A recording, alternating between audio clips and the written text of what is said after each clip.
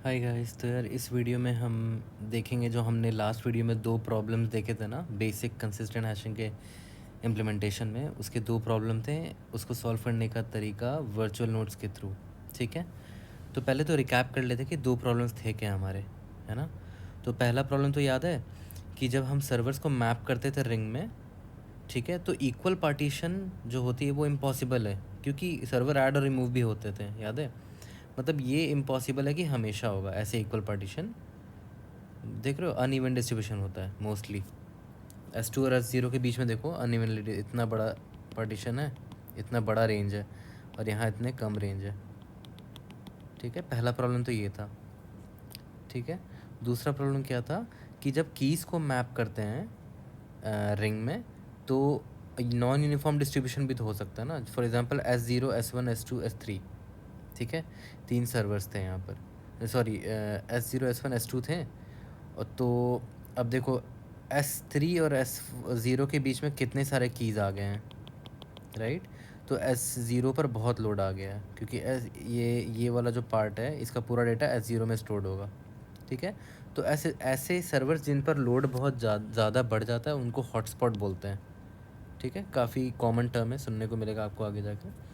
ठीक है, तो ऐसे ओवरलोडेड सर्वर्स को हॉटस्पॉट बोलते हैं। ठीक है, तो ये दोनों प्रॉब्लम थी मेरी। इसको सॉल्व कैसे करेंगे, हमने क्या बताया था कि वर्चुअल नोड हम पढ़ेंगे, वर्चुअल नोड कैसे सॉल्व करता है हमारे प्रॉब्लम्स को। तो सबसे पहले तो ये जानो कि वर्चुअल नोड जो है ना, वो एक्चुअल में एक रियल नोड को ही, नोड बोले तो सर्वर, ठीक है, रियल सर्वर को ही रिप्रेजेंट करता है। बट हमारा रिप्रेजेंट करने का तरीका अलग हो जाता है।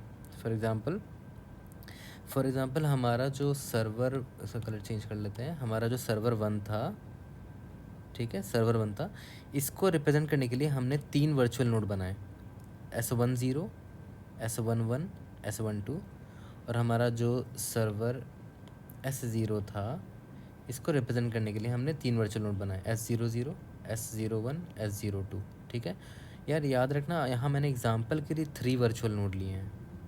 ठीक है, 3 वर्चुअल नोड लिए हैं। रियल वर्ल्ड सिस्टम्स में बहुत ज़्यादा होते हैं वर्चुअल नोड्स। ठीक है, यहाँ मैंने सिंप्लिसिटी के लिए 3 वर्चुअल नोड्स लिए हैं। ठीक है, आगे बढ़ते हैं। ये मैंने क्या बताया कि S10, S11 एंड S12 ये जो है सर्वर 1 को रिप्रेजेंट कर रहे हैं, and S00, S01, S02 server 0 को रिप्रेजेंट कर रहे हैं। ठीक है, और जैसे कि मैंने बताया कि रियल वर्ल्ड सिस्टम में सर्वर वर्चुअल नोड्स के काउंट बहुत ज़्यादा होते हैं। तो अब हम रिंग को देखते हैं, रिंग दिख कैसा रहा है। तो ध्यान दो, ये अब मैंने वर्चुअल नोड को रिप्रेजेंट किया है यहाँ पर। देखो S10, S00, S11, S01, S12, S02। तो देख रहे हो, हमने डिस्ट्रीब्यूट कर लिया इवनली वर्चुअल नोड्स को हर जगह।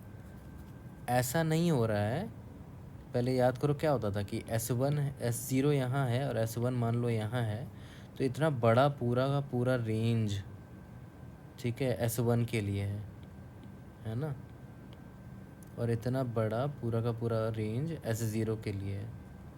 ठीक है, ऐसा नहीं है, यहाँ पर हमने इवनली डिस्ट्रीब्यूट किया है। ठीक है, यहाँ पर हमने इवनली डिस्ट्रीब्यूट कर दिया। और अब देखो डायग्राम से ही क्लियर हो रहा है, यहाँ पर S00, S01, S02 ये सर्वर 0 को रिप्रेजेंट कर रहे हैं, S10, S11 and S12 server 2 को 1 को रिप्रेजेंट कर रहे हैं। और ग्रीन वाले जो रीजन्स हैं वो सर्वर 1 के रीजन्स हो गए, ठीक है, पार्टीशनिंग होगी। और जो ब्लू वाले रीजन्स हैं वो सर्वर 0 के लिए पार्टीशनिंग होगी। तो आप देख रहे हो, हमने बड़ा रेंज ना करके अब मल्टीपल स्मॉल रेंजेस में पार्टीशन कर दिया। ये इंपॉर्टेंट पॉइंट है, याद रखना। हम मल्टीपल स्मॉल रेंजेस में पार्टीशन कर देते हैं with the help of virtual node. तो एक बहुत क्लीन सा डायग्राम है, ठीक है, इसको देखो ध्यान से। विदाउट वर्चुअल नोड क्या था, देख रहे हो, एकदम बड़ा बड़ा रेंज है। ठीक है, ये तो इक्वली डिस्ट्रीब्यूटेड दिख रहा है, बट ज़रूरी नहीं है ऐसा हमेशा इक्वली डिस्ट्रीब्यूटेड होगा। तो इस प्रॉब्लम को सॉल्व करने के लिए हमने क्या किया, वर्चुअल नोड लगा दिए और देखो छोटे छोटे रीजन्स बना दिए। ठीक है, और जितने छोटे छोटे रीजन्स बनेंगे उतनी इवनली डिस्ट्रीब्यूशन होगी। ठीक है, ग्रीन वाला सर्वर 3 के लिए होगा वर्चुअल नोड, ठीक है, पिंक वाला सर्वर 1 के लिए होगा, स्काई ब्लू सर्वर 4 के लिए होगा, पर्पल सर्वर 2 के लिए होगा। ठीक ठीक है, अब आगे, अब सिंपल सा है कि अगर अब इस वाले रिप्रेजेंटेशन में तुम्हें ये पता करना है कि तुम्हारा की करस्पॉन्डिंग की गिवन की के करस्पॉन्डिंग जो डेटा है वो किस सर्वर में स्टोर्ड है। तो सिंपल है यार, तुम की उसको पहले निकाल लो कहाँ पर है, ठीक है, हैश मैप से, हैश फंक्शन से, फिर उसके क्लॉकवाइज जाओ। क्लॉकवाइज गए तो जो सबसे पहला वर्चुअल नोड दिखेगा S11 दिखा। S11 किसको रिप्रेजेंट कर रहा था, याद करो, S1 को रिप्रेजेंट कर रहा था। इसका मतलब क्या हुआ कि की के करस्पॉन्डिंग जो डेटा है वो सर्वर 1 में स्टोर्ड है, ठीक है। सिमिलरली मान लेते हैं कि यहाँ पर की 2 है कोई, ये किस सर्वर में स्टोर्ड होगा, ठीक है। यहाँ इसको क्लॉकवाइज गए S10, तो S10 सर्वर 1 को रिप्रेजेंट कर रहा था, मतलब की 2 के करस्पॉन्डिंग जो डेटा है वो सर्वर 1 में स्टोर्ड है, ठीक है। तो this is the way we locate the server in which the data is stored for a particular key, ठीक है। आगे बढ़ते हैं। इंटरव्यू जनरली क्वेश्चन पूछते हैं ये वाला क्वेश्चन कि आपको कैसे पता चलेगा कि कौन कौन से कीज़ इफेक्ट हुए हैं जब एक सर्वर ऐड हुआ एंड जब एक सर्वर रिमूव हुआ। जब एक सर्वर ऐड होता है, जब एक सर्वर रिमूव होता है, तो आप कैसे पता करते हो कौन कौन से कीज़ इफेक्ट हुए हैं, ठीक है। तो एक सिंपल सा डायग्राम है, इससे आपको पता चल जाएगा, देखो, ठीक है। मान लेते हैं हमने एक सर्वर ऐड किया, इस डायग्राम में मैंने सर्वर ऐड करने का बता रहा हूँ। हमने एक सर्वर S4 को ऐड किया, ठीक है। तो स्टार्टिंग में क्या रहा होगा कि जो K0 है वो S0 में स्टोर हो रहा होगा, ठीक है। पहले जब S4 नहीं था, अब S4 आ गया, तो K0 को तो S4 में हमको मैप करना होगा ना। तो ये जो कनेक्शन है K0 से, ये हमने कट कर दिया, ठीक है। अब पता करना है कि कौन कौन से कीज़ इफेक्ट हुए हैं, ठीक है, कौन कौन से कीज़ इफेक्ट हुए हैं व्हेन एडिंग अ सर्वर। देखो क्या करना, जहाँ पर नया सर्वर ऐड हुआ है ना उसके एंटी क्लॉक जाओ, पूरा जाते रहो जाते रहो जाते रहो जाते रहो, तब तक जाओ जब तक एक सर्वर मिल ना जाता।